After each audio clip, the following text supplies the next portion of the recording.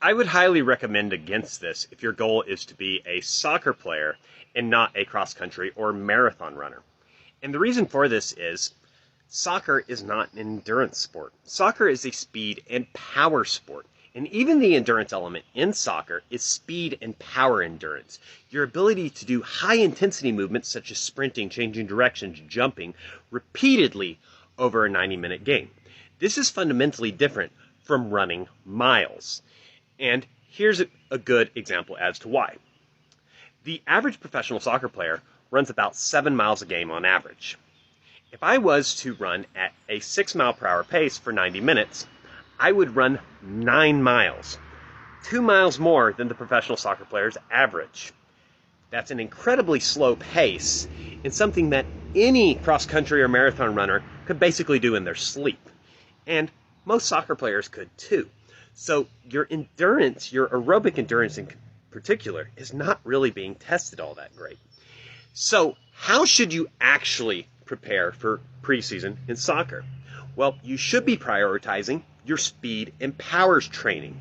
And this starts out with a good base of strength, because speed and power requires you to be able to produce a lot of force, and then you have to apply it to sprinting, changing direction, jumping, etc., etc. The movements that you're actually going to do in soccer.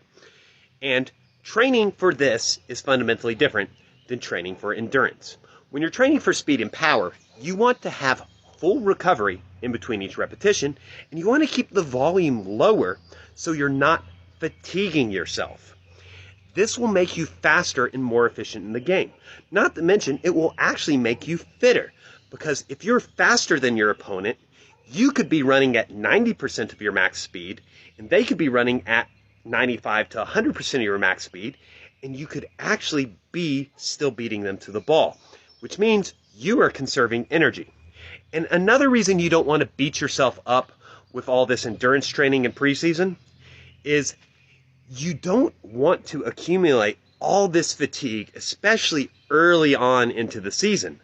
Because what's going to happen then is you're actually going to start losing speed and losing power, which means losing overall fitness as well as the season progresses. If anything, you want to try to peak for the mid or later season, especially if you have a playoffs at the end of the season. If you're peaking at the very, very beginning of the season because you did a very intense fitness-based preseason, you're peaking yourself too early, and it's going to lead to bad results on the pitch.